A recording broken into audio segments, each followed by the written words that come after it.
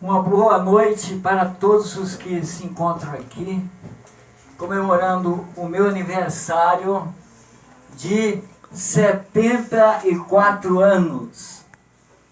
Agora sim, agora eu estou 7.4.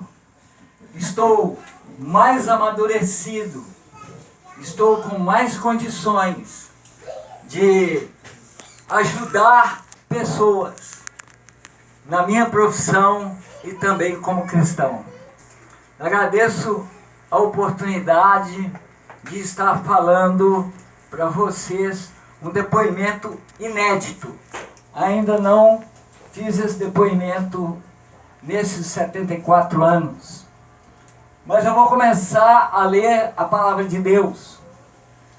Livro de Isaías, capítulo 41, verso 9 e 10. Tu, a quem tomei das extremidades da terra e chamei dos seus cantos mais remotos, e a quem disse: Tu és o meu servo, eu te escolhi e não te rejeitei. Não temas, porque eu sou contigo. Não te assombres, porque eu sou o teu Deus. Eu te fortaleço e te ajudo e te sustento com a minha destra fiel. Amém? Amém. Esta passagem cumpriu-se na minha vida. Quando eu nasci na cidade de Patos de Minas, Minas Gerais, os meus pais, muito pobres, camponeses, não sabiam ler nem escrever, resolveram emigrar para Belo Horizonte, uma cidade grande em Minas Gerais. E ali, o meu pai, que era bombeiro hidráulico, ficou procurando emprego na grande cidade, o que não é fácil. E a minha mãe, que era do lar, não conseguia fazer nada que fosse possível ajudar. E eu era pequeno, cheguei em Belo Horizonte com 5 anos de idade. E com 5 anos, nós tivemos uma experiência incrível. Quando eu digo nós, eu digo a minha família, meu pai, minha mãe e eu. Eu era um filho que chegou ao mundo 17 anos depois que a minha irmã tinha nascido. Portanto, eu estava bem pequeno, a minha irmã estava já jovem, e nós fomos procurar um lugar para se acomodar em Belo Horizonte, mais em conta. E conseguimos uma chácara num bairro chamado Pampulha, lá em Belo Horizonte. E aí, pela primeira vez, Deus salvou a minha vida. Deus me salvou minha vida 3 vezes da morte. Com 5 anos de idade, eu era uma criança como qualquer uma outra, muito esperta. Gostava de fuçar, de procurar descobrir coisas novas. E era já uma criança muito comilona. Tudo que eu achava interessante eu punha na boca. E essa chácara, aonde nos acolheram por algum tempo, tinha muitos laranjais, muitos pés de laranja. E eles, os donos da chácara, estavam preocupados com a praga das formigas, as formigas saúva. E quando nós estávamos lá, o dono da chácara não explicou bem o método que ele usava para matar as formigas. Ele colocou no terreno da chácara, lá no meio dos laranjais, a famosa formicida tatu. Nós sabemos que a formicida tatu é um veneno mortal. Ela tem condições de matar em poucas horas qualquer pessoa, principalmente uma criança. E essa formicida tatu foi colocada como isca para as formigas levarem para o formigueiro. E eu escapei da minha mãe e fui até o lugar das laranjeiras. Fiquei por ali, brinca com uma coisa, brinca com outra. E de repente eu olhei para o chão e vi ali estes pedacinhos de formicida que estavam espalhados para que as formigas levassem para o formigueiro. E, meus queridos irmãos, foi aí que Deus interviu na minha vida. Eu peguei algumas daquelas iscas formicidas e coloquei na boca. Imediatamente a minha boca inchou, meus olhos escureceram, não vi mais nada. Aí a história continua por causa que a minha mãe me contou tudo direitinho. Ela deu falta de mim quando chegou no local. Eu estava completamente inconsciente, com a boca roxa, inchando as vias respiratórias. Ela me pegou nos braços, saiu como louca, tentando encontrar alguém para me levar no hospital. Encontrou um vizinho com um carro, me levou ao hospital. E lá, pelas informações que ela deu, eu entrei no tratamento intensivo para tirar aquele veneno do organismo. Mas, meus queridos, é quase impossível uma criança de 5 anos escapar de um envenenamento como esse. Eu fiquei muito tempo na UTI até a vida e a morte. Eles fizeram procedimentos bem sérios comigo.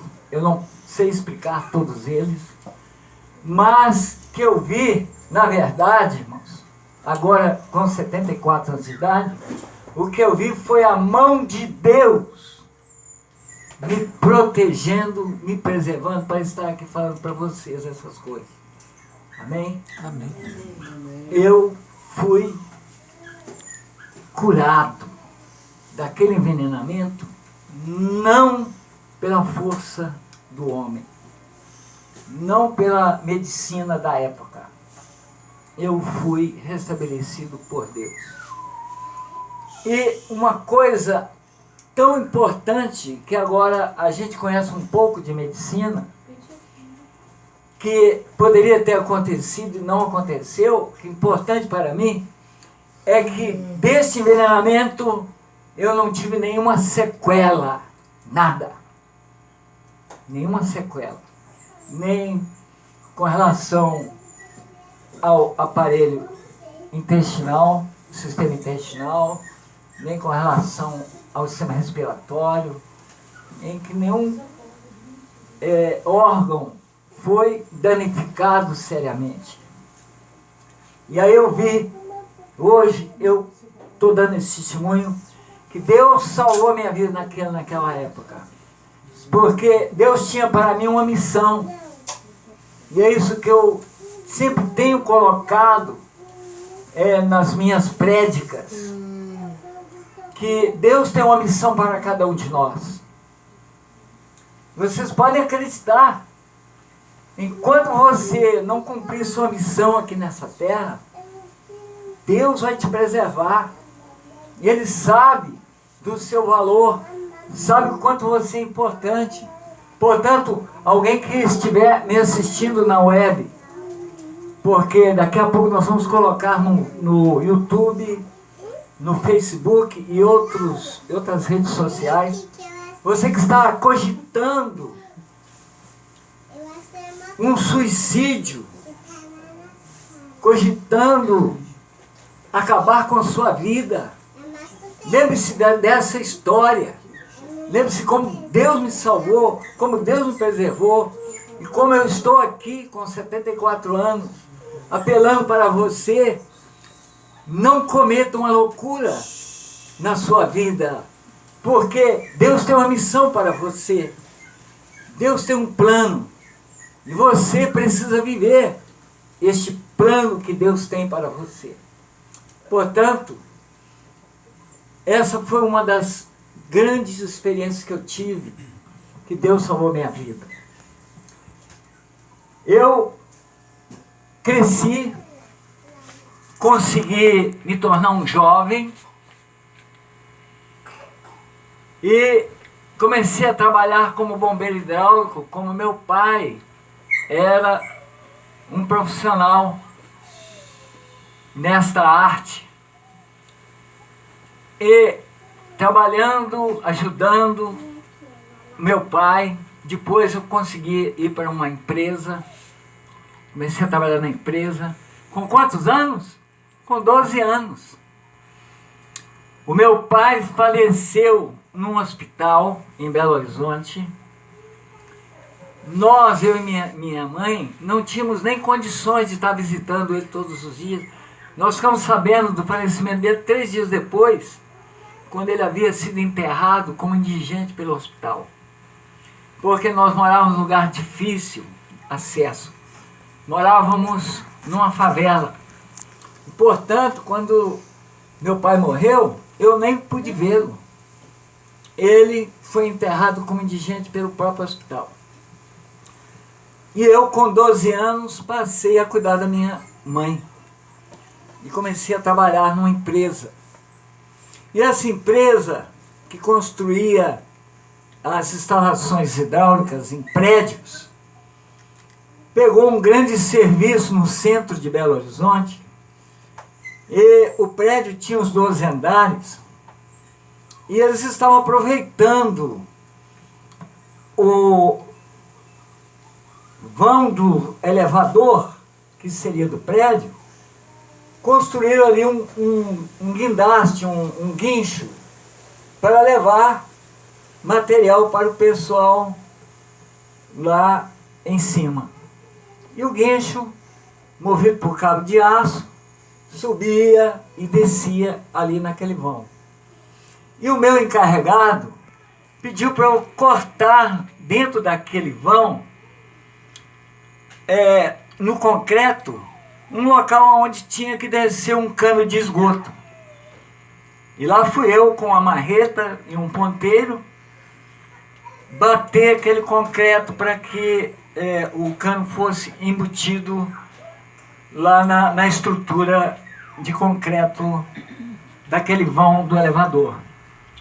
E o elevador sempre dava sinal de que estava descendo. Quando o elevador estava descendo, eu saía, o pessoal encostava o elevador no solo, pegava as coisas de construção.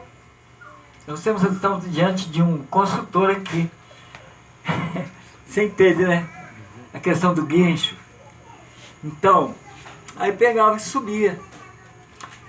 Então eu estava lá batendo no ponteiro com a marreta para arrebentar o concreto, quando de repente o elevador estava no último andar, o guincho.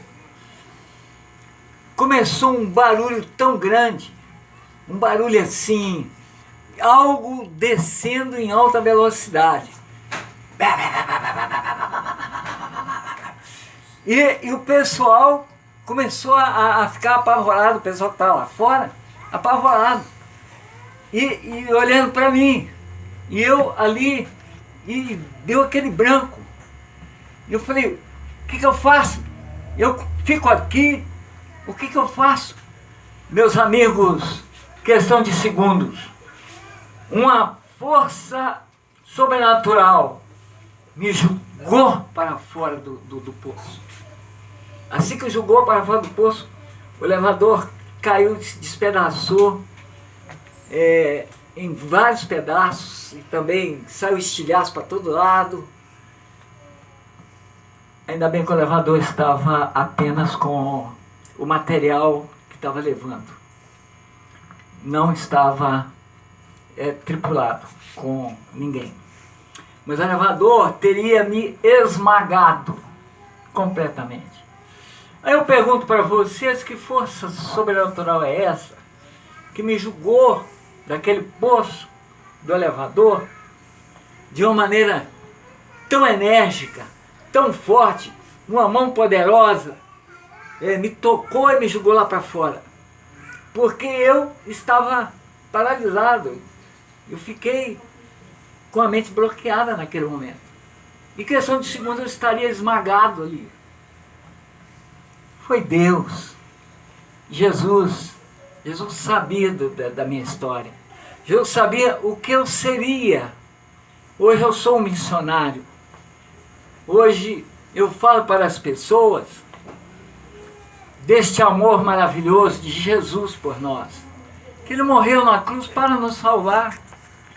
Ele fez um grande sacrifício por nós. E nós precisamos valorizar isso. Valorizar este sacrifício que foi feito lá na cruz do Calvário.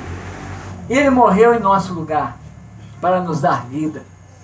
E então, mais uma vez, este Deus Todo-Poderoso me salvou de uma maneira grandiosa. E é a terceira vez que Deus me tirou da morte para a vida. Foi tipo uma ressurreição. Foi quando eu e minha esposa estávamos levando alguns internos do nosso centro de recuperação de drogados e alcoolistas. Estava levando para a igreja esses drogados e alcoolistas. E eu tinha que abastecer o carro. Estava precisando continuar a viagem. E aí encostei num local onde a pista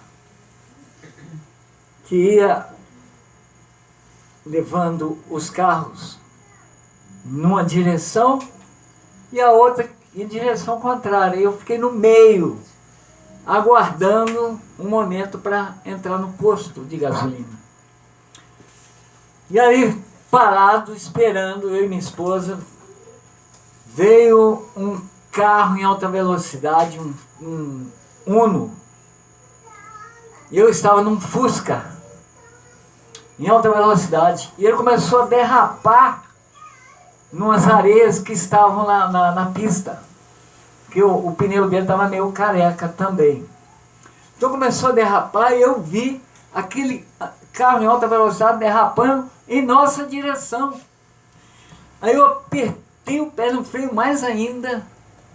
Tanto é que o pedal do freio quebrou, mas não teve jeito. O carro veio e bateu em alta velocidade no Fusca, que ficou aos pedaços. Deu perda total. E eu, naquele impacto, bati com a cabeça no volante do Fusca, que amassou o volante. Os vidros vieram todos para cima da gente. E a minha esposa escapou do carro e saiu rodopiando pelo asfalto.